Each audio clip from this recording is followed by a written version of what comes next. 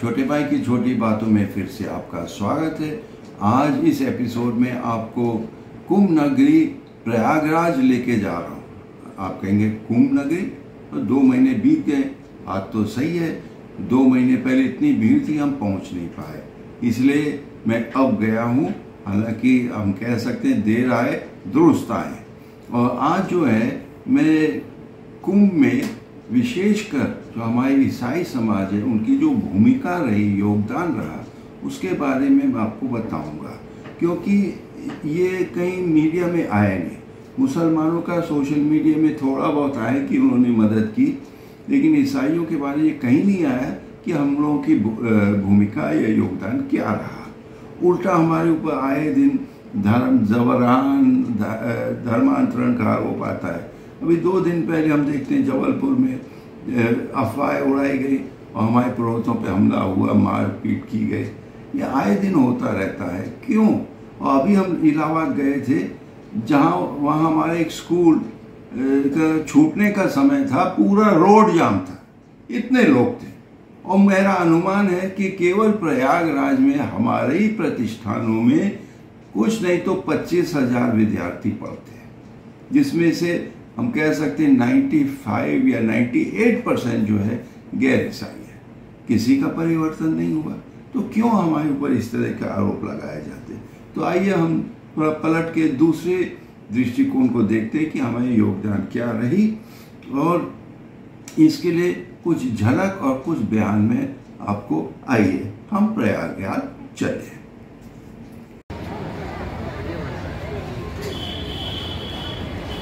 ये है Nazareth hospital Allahabad, अब प्रयागराज, और उनके जो निर्देशक हैं सदैव इसिडोर डिसूजा।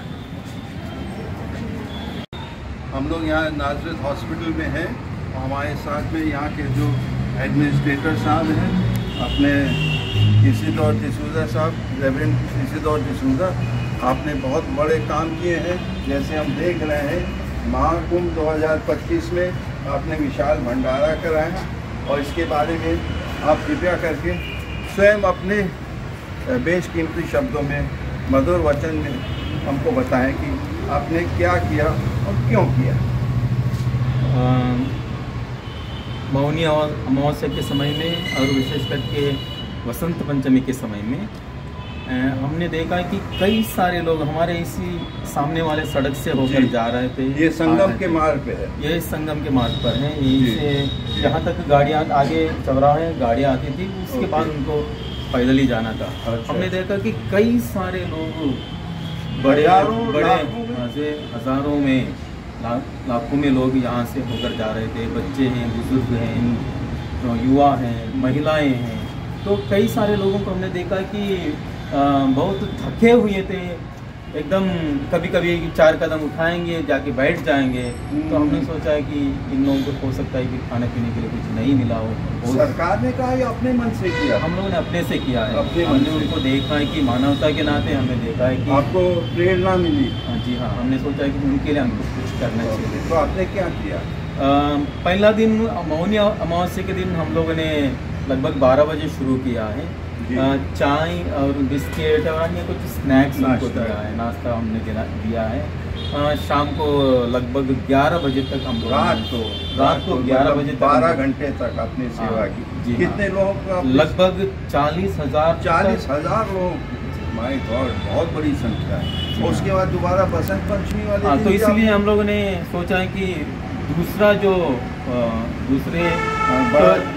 बड़ा इंतजाम हम लोगों ने किया है। तैयारी करके हम लोगों ने भंडारा किया है। उस दिन हम लोगों ने भोजन भी दिया है, खिचड़ी और अन्य चीज़ें उनको प्रदान की हैं। उस दिन भी लगभग 20-30 हज़ार तक के लोग निःशुल्क। जी हाँ, ये बिल्कुल निःशुल्क है। जी, अपने प्रभु से प्रेरित पाकर। जी हाँ, जी अवश्य।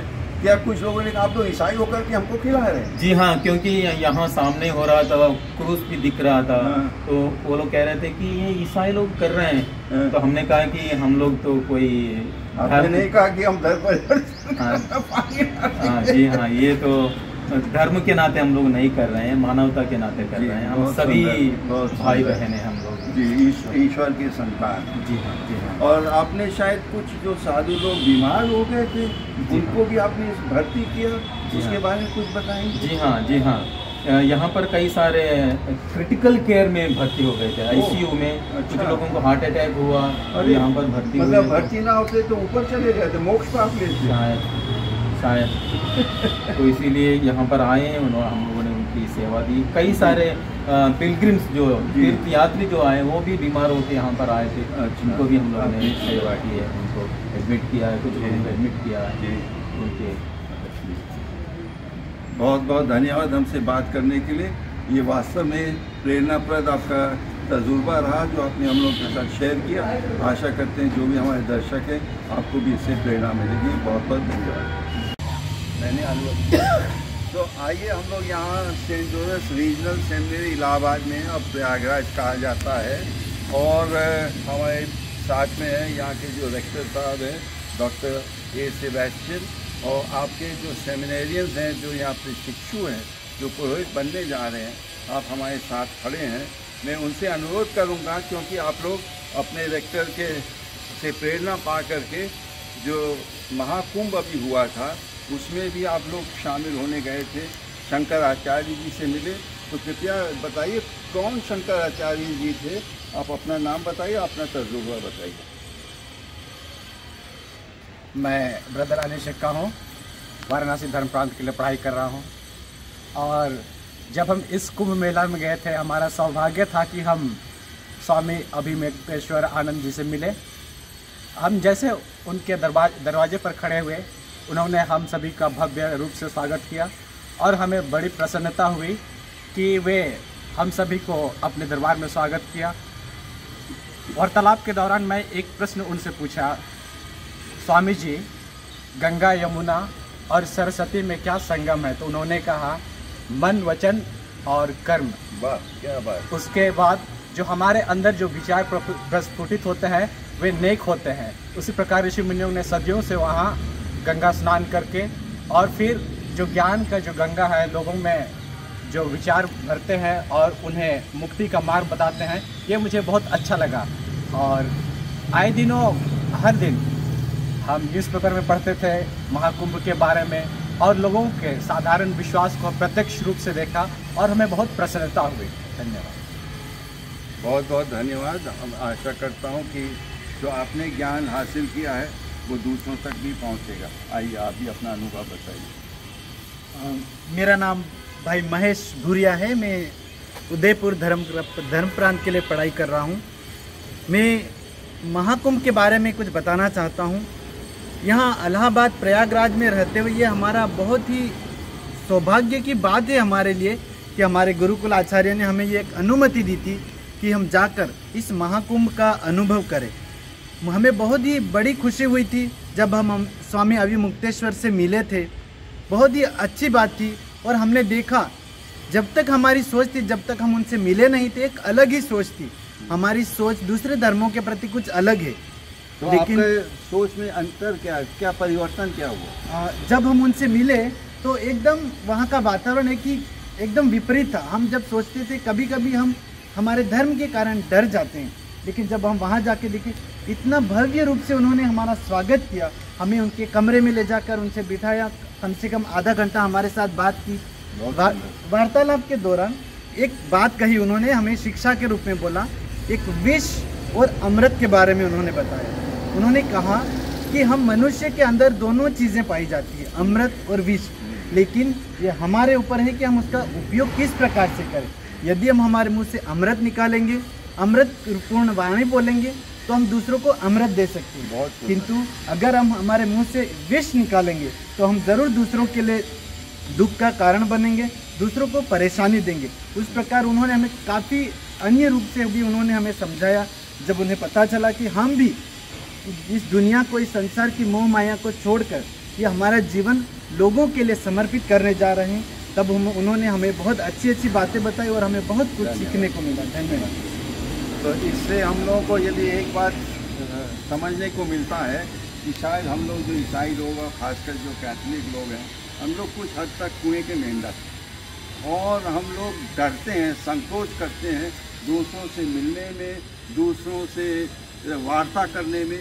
लेकिन जो हमारे संत पापा है पोप फ्रांसिस, वो सुन्नी के जो हेड है मिस्र में उनसे मिले, जो शिया लोगों का हेड है इराक में उनसे मिले, और जो ग्रीक ऑर्थोडॉक्स तमाम लोगों से उन्होंने वार्ता की है। इससे हम लोगों का विश्वास घटता नहीं बल्कि हमारा विश्वास और सुदृढ़ होता है। इसी आशा में हम लोग यहाँ एकत्रित हुए। धन्यवाद। Saint Joseph inter college Prayagraj जो पहले इलाहाबाद था, यहाँ हम लोग उपस्थित हैं और हमारे साथ में हमारे लिए गर्व की बात है कि यहाँ के प्रधान आचार्य श्रद्धेय वॉल्टर डिसिल्वा जी हमारे साथ आए। Welcome, so nice to have you with us, और rather you having us with correct here on your campus. आपके में हम लोग यहाँ आए हुए हैं। अभी हाल में महाकुंभ हुआ था, इसमें आप लोगों ने भी कुछ योगदान की थी, उसके बारे में कुछ बताएंगे जी? जी सर, छोटे भाई जी, आपसे तो परिचय मेरा बहुत पुराना है और ये हमारे लिए गर्व की बात है कि आप यहाँ पर हमारे कैंपस में आकर ये इंटरव्यू ले रहे हैं कि तुम यहाँ पे प्रधानाचार्य हो। मैंने 2024 में मैंने ये टेक ओवर किया है, लेकिन इस बार का ये महाकुंभ ये वास्तव में महाकुंभ था, पहले के सारे कुंभ से भी महान था, क्योंकि सारे एडमिनिस्ट्रेशन का ये अनुमान था कि 40 करोड़ तक लोग आएंगे और उनकी पूरा उनका जो भी है तैयारी थी, उनको कैसे हम लोग अरेंज करेंगे। लेकिन ये ऊपर वाले की देन है कि श्रद्धालुओं की भक्ति थी कि लगभग 60 करोड़ लोग यहाँ पर आए। लेकिन एडमिनिस्ट्रेशन ने इतना बढ़िया, इतना पुख्ता इंतज़ाम सब किया, सब कुछ बढ़िया किया। उनके साथ हम लोगों ने सब ने भी मिलकर, सारे माइनॉरिटीज़ ने, सारे मिशनरी स्कूलों ने, सब ने मिलकर हाथ बटाया। हमसे भी मांगा गया कि आपका कैंपस जब भी ज़रूरत पड़े आपको देना पड़ेगा। हमने बताया जी, क्योंकि ये एक सामूहिक त्यौहार है। तो उन्होंने हमसे ये कहा था कि जब भी रात को रुकने के लिए और दिन में भी भीड़ ज़्यादा होती है, उनको रुकने के लिए आपका स्थल दीजिएगा। हमने पूरा सहयोग दिया। जितने भी लोगों को एडमिनिस्ट्रेशन ने यहाँ रुकने को भेजा, हम लोगों ने उनको अच्छी तरह से उनके विश्राम का प्रबंध किया, उनकी जल सुविधा सब कुछ का भोजन और सबको भोजन खिलाया और आगे दूसरे दिन भोर में रवाना किया, ताकि जब जाकर भोर में जाकर वो स्नान कर गंगा स्नान कर। अति सुंदर, ये आपका बहुत ही सुंदर योगदान रहा है। और साथ साथ मैं समझता हूँ, क्योंकि हम लोग अल्पसंख्यक हैं, अक्सर हम लोग के ऊपर आरोप लगाया जाता है कि तुम लोग बाहर के हो, तुम लोगों को देश से मतलब नहीं है। लेकिन आपने सिद्ध किया है, साबित किया है कि हम लोग असली देशभक्त हैं। और इस देशभक्ति की श्रृंखला में हम ये देख रहे हैं कि हमारे पीछे एक ये टैंक है और हमारे बगल में एक फाइटर एयरक्राफ्ट है, और उस कोने में हम देख रहे हैं कि एक सबमरीन का टॉर्पीडो भी है। मतलब आर्मी, नेवी, एयरफोर्स तीनों जो हमारे सेनाएं हैं उसके प्रतीक चिन्ह यहाँ है। इसके पीछे क्या रहस्य है? इसके पीछे रहस्य ये है कि इस विद्यालय के पढ़े लिखे छात्र ये तीनों सेनाओं के विभाग में सर्वोच्च पद पर रह चुके हैं, सर्वोच्च पद पर, और ये उनका कंट्रीब्यूशन है। ये विजयानंता जो है ये हिंदुस्तान का पहला बिल्ट आत्मनिर्भर टैंक है, पहला, और उसको हम लोग धन्य हुए हैं। ये हमारे संस्था को मिला है।